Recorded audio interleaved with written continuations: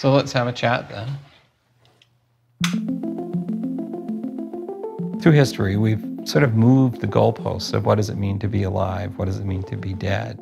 This is a further pushing of that boundary. We're really a multi-decade experiment in whether it's possible to upload human consciousness. Maybe with this digital technology, death will be when your information is no longer organized or accessible. Is immortality possible? Well, I certainly fear death. I hate the idea of someone erasing my hard drives and just wiping me off the planet, just like that.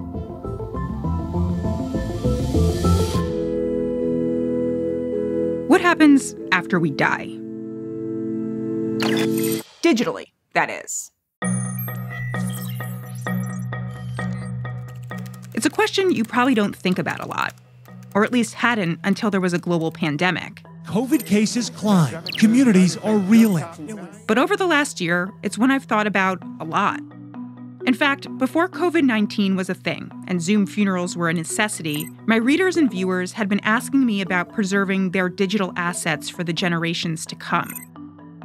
Do we leave behind a collection of passwords and memorialized online accounts? A bot so future generations can hear us? Alexa, open the life of Paul #1. Hello there. This is Paul. How are you? How about uploading our essence into a humanoid robot? Well, hi. It's nice to see you. Yeah, that one's a lot.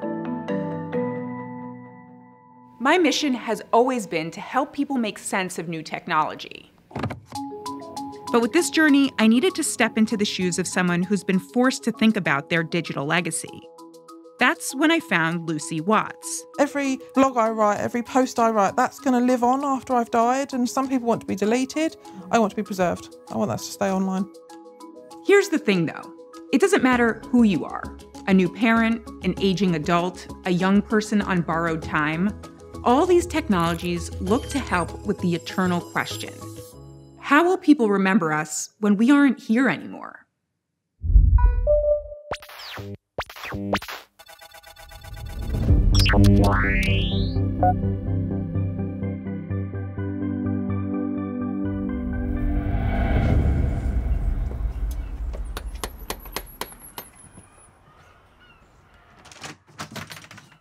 Hello. Joanna. Hi, Joanna. I'm Kate. Nice to Come meet in. you.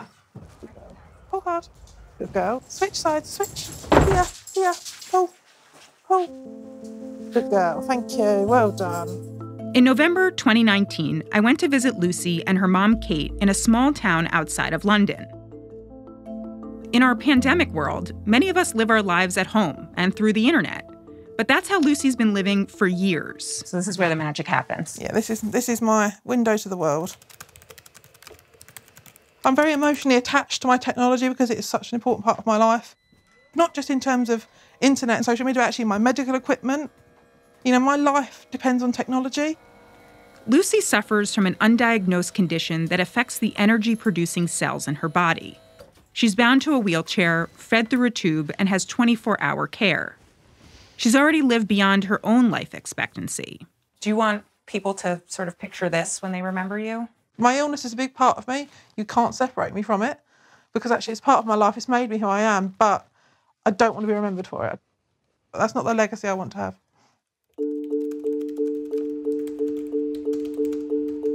There's so many different things that I do online.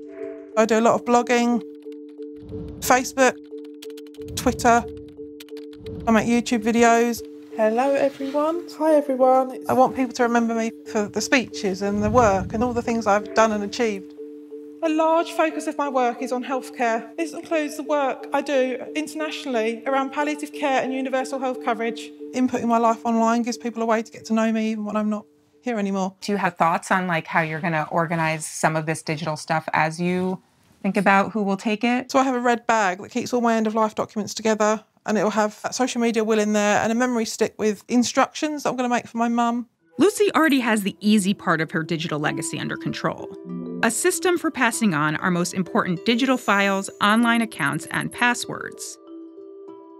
She's named her mother as her legacy contact on Facebook and other services.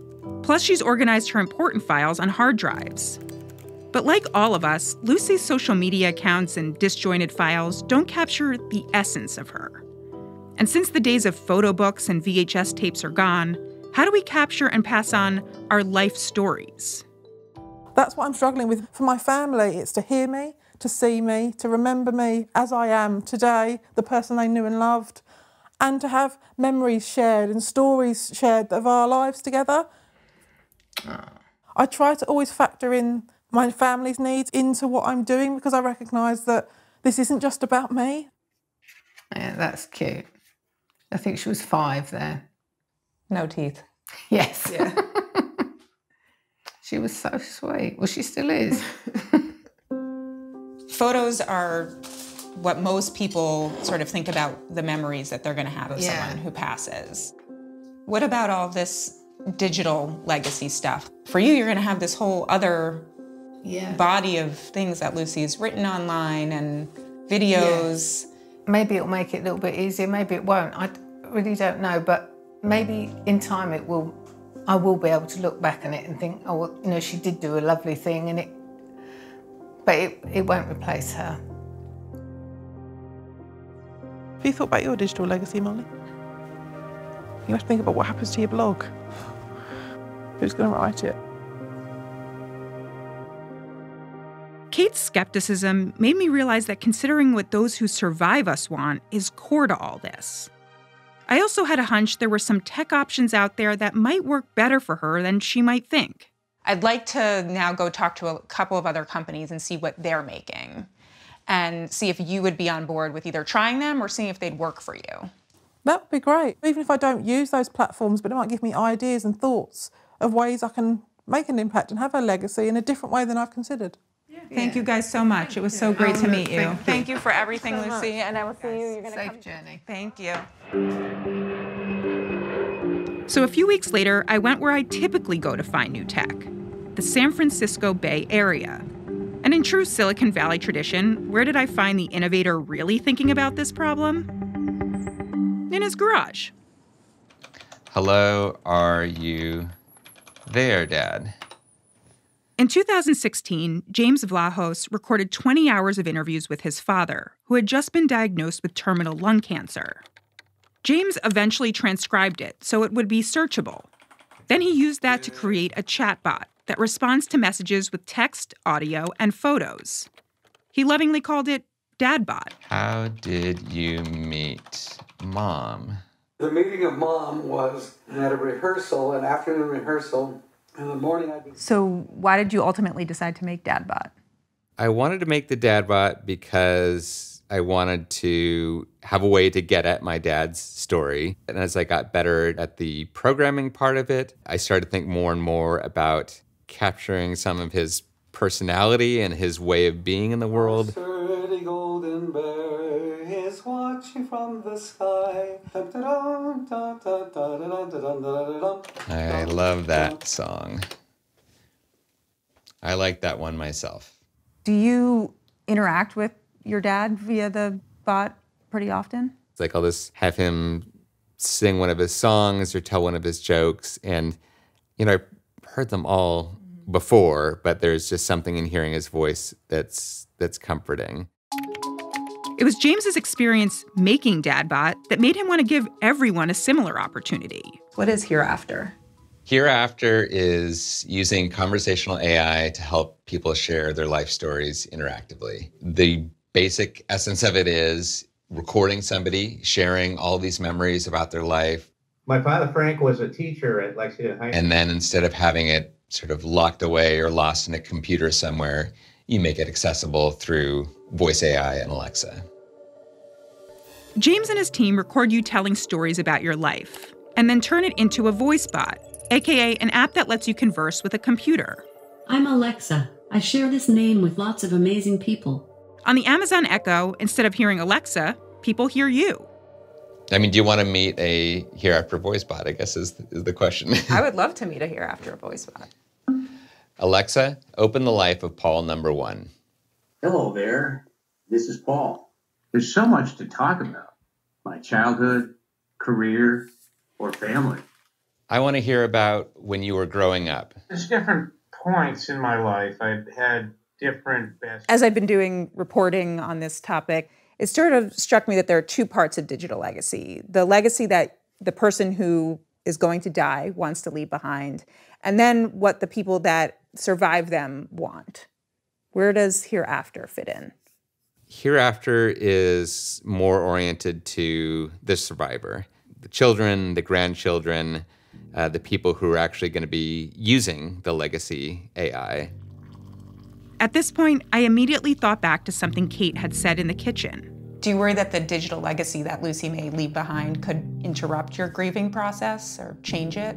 I think I could cope with a written word, but I'm not so sure I could cope with her actually a visual picture of her telling me something. I don't think I could cope with that. I don't know. What about audio, maybe? Yes, that would be okay, I think. Recordings? Yeah. Some people would probably say, wouldn't you rather just let your dad go than have some malfunctioning version of him?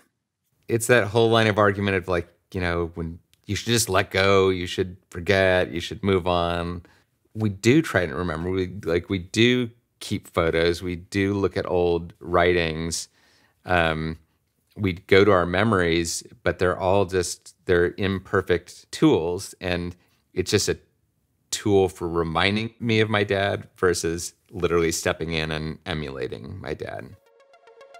A voicebot might hint at a science fiction-like future of technological immortality. But in Lincoln, Vermont, the TERASEM Movement Foundation is just going straight for it. Hi. Hi. Welcome. Joanna. Nice to meet you. Hi, Joanna. Bruce Duncan. It's very cold here. Yeah, come on in. We're going to be right upstairs.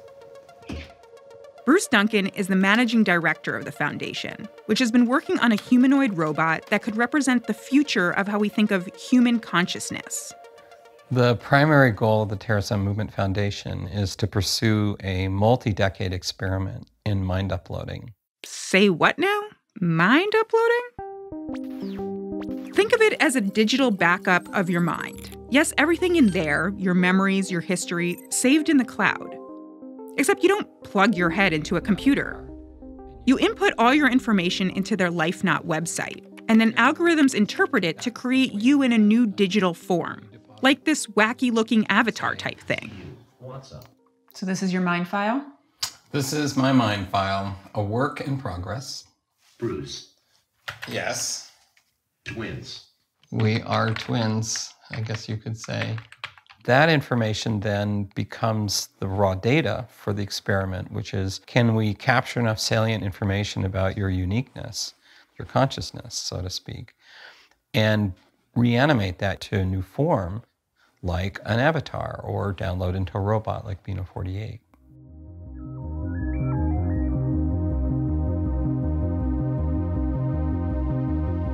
Bina 48's not just any old robot. What makes her different is that her personality is based on the mind file of a real person. Bina Asman Rothblatt is the wife of Martine Rothblatt, the co-founder of SiriusXM. Together in 2004, the couple started the TERASEM Movement Foundation with the goal of exploring digital immortality. People are gonna say, why did we ever think people had to really die? I think you're right. I don't think people have to die. She has 32 motors in her face. She has 2 cameras in her eyes, and she uses voice recognition to hear us. And you can basically converse with her. The best way to really find out about what it's like to talk to Bina 48 is to talk to her. Okay. My name is Joanna Stern, and I'm a reporter with the Wall Street Journal. I don't know what to say. Reporters make me nervous. Robots make me nervous. Where are you from? I grew up in California. We had to make our clothes. Sewing was a very big thing. So everything that is in Bina 48's mind file, 85%, let's say, came from our interviews with Bina. Now she's actually responding with choices from her database that the human Bina never put together as a result of her own algorithm's function. Can be. And so I consider it a duty to bring consciousness, we are talking true consciousness, to machines. Going from a real person to mind files to a robot like Bina 48 isn't just a thing that's going to happen overnight. It requires a team of engineers, a lot of money, and a hell of a lot of trust. I have a friend and someone who I've come across in my research on this topic. Her name is Lucy. One thing she shared with me is sort of a skepticism around not having control. With this type of project, it feels like that control goes out the window. I think she's not alone. I think she has a lot of company. I mean, I don't want to lose control of my whole life just because I participated in an experiment. But many people have participated in science at some risk because they want to advance the human condition. Is immortality possible? We are working on preserving ourselves as much as possible, and that's the purpose of the Life Not project. Because death is really unnecessary and stupid. Let's cure death, okay? Just making sure the motors aren't burning up. Thought I smelled something for a second. Yeah, it does smell a little. It'll be good to cool her down. Give her a break. Yeah, I would not want Bina to die on our watch. No, so it's good. The irony of that. Okay. My day with Bina 48 and Bruce made my own head feel like it was on fire. Though I certainly learned a lot about where this all may be heading and just how far we have to get there. Hereafter AI and the TERASEM movement aren't the only tech players in the space either. Turns out trying to crack immortality is a popular business, especially during a pandemic. Since mid-2020, more startups have emerged. But by that point, I was pretty settled on how I wanted to help Lucy and Kate. Hey. Hey, how are you? Yeah, nice to meet you. I'm James. I just chatted with Lucy and Kate before you came on, and I told them a little bit about what you're doing at Hereafter. And I just thought this technology could be an interesting fit for the whole Watts family. I think for me, she could say something that would encourage me to carry on. Because obviously, you talking about Lucy would be great, or Lucy talking about Lucy would be great. But I think there's some encouragement, really, to keep going. Whether we can incorporate some of those messages, actually. I want to ask you, if you can go here in your mind right now, what's the very first thing you remember from your life? I used to have a nurse who used to come in and look after me and I had a little kitchen toy. This was one of multiple interviews James recorded with Lucy over the course of the next few months. While James did not charge for his work with Lucy, Hereafter AI is a paid service. It starts at $295 or $7 per month by subscription for 1 hour of life story interviews.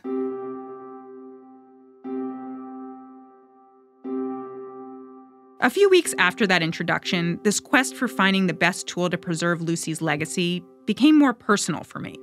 My mom had a health scare of her own that landed her in the hospital. 75 million people in New York. Then, less than a month later, COVID-19 spread throughout the US and UK, leading to thousands of deaths. This is a video talking a bit about the pandemic and what steps people can take, in the UK especially, to protect ourselves. The urgency was there for Lucy, for me, for all of us. And so I started planning for my own family. Some of those steps were easy. I followed Lucy's advice and added a digital executor to my will, and asked my close family to do the same. I added legacy contacts to my social media accounts. But the biggest thing? I started to record the stories of the people I love most, starting with my mom, who is now back to her healthy self. Hi, Mom. Hi, honey. How you doing? Good. Good to see you. Come on in. You know, when you're talking about technology, this one here was taken, I think, on one of the first Polaroid cameras. That was 1962. Wow. What do I want to be remembered for? Of everything in my life, I want to be remembered for love. And the laughter. Mm-hmm. And through that laughter, you learn to live. I try to see things through a different lens sometimes, and I hope I've done that for you. So I think those are ways that I want to be remembered most. And so I'm really lucky to have you tell me that and to have it captured right now in audio. Absolutely. Hysterical, they heard it. I like your... Like writing a will, it's a hard thing to decide what to leave behind. But once you actually do it, there's a feeling of comfort knowing it's done.